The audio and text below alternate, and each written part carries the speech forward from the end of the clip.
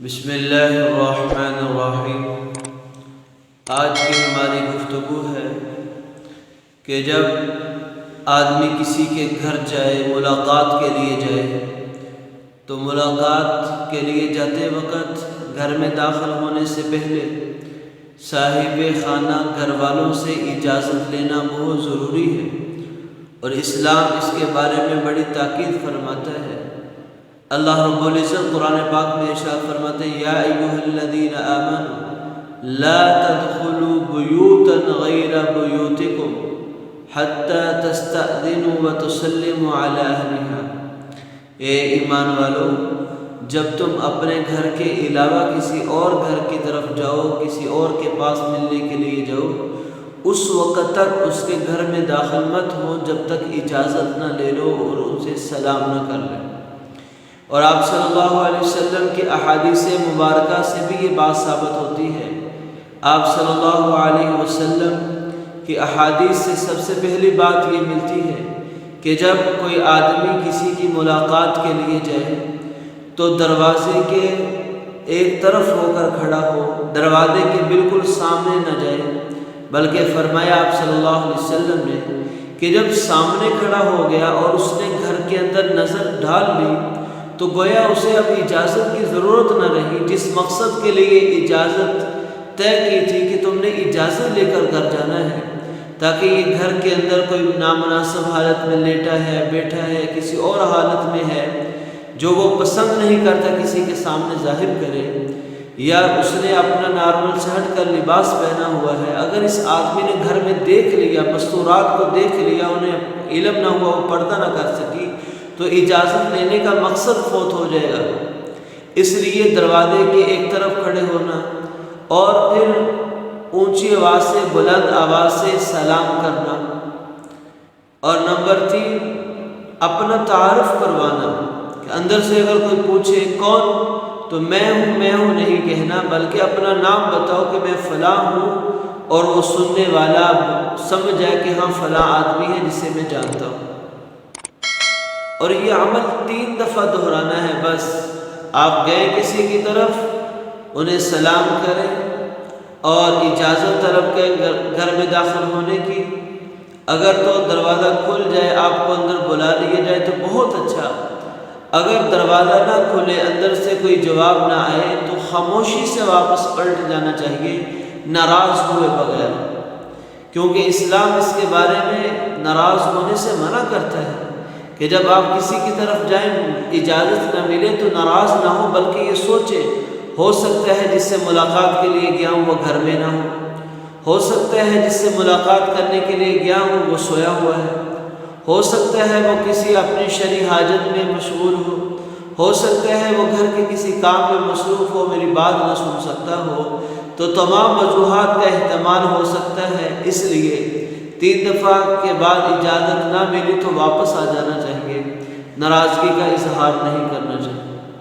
ایسے ہی آج کے دور میں موبائل کا بہت زیادہ استعمال ہے،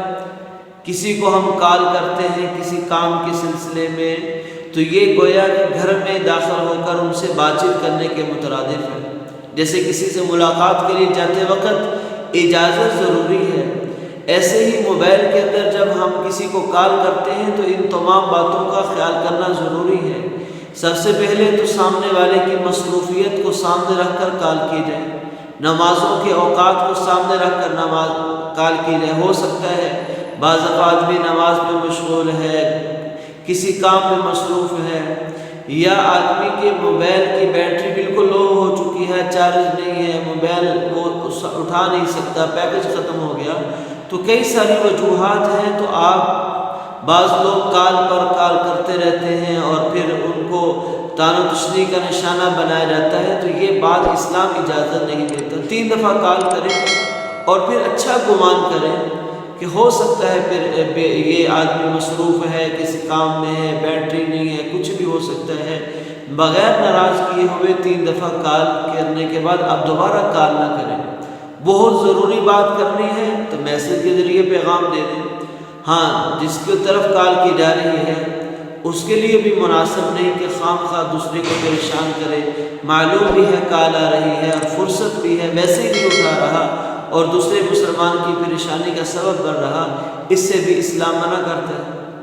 اور خاص طور پر موبائل کے اندر غلط بیانی بہت زیادہ کی جاتی ہے، جھوٹ بولا جاتا ہے، آدمی گھر میں موجود ہوتا ہے، اپنی دکان پر موجود ہوتا ہے،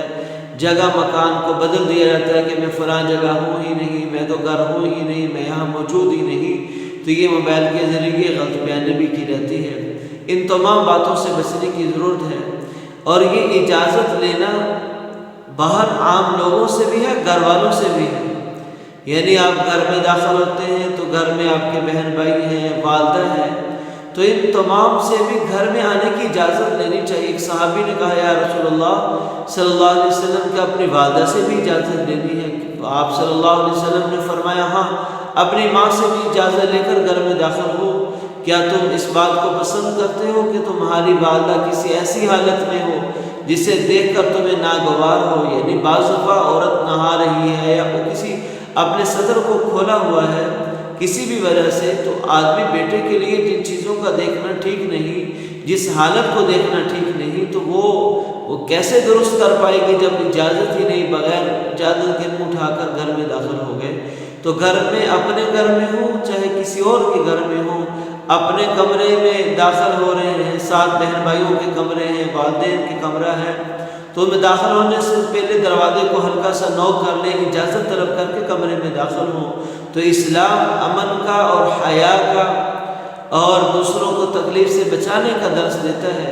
اس لیے ان اصولوں کی اگر رعایت رکھیں گے تو پورے معاشرے میں ایک امن قائم ہوگا، لوگوں میں محبتیں بڑھیں گی، بدگمانیاں کم ہوں گی۔ اللہ تعالیٰ ہم سب کو اجازت کے ان سنہری اصولوں پر عمل کی توفیق عطا فرمائے۔ مع السلامہ۔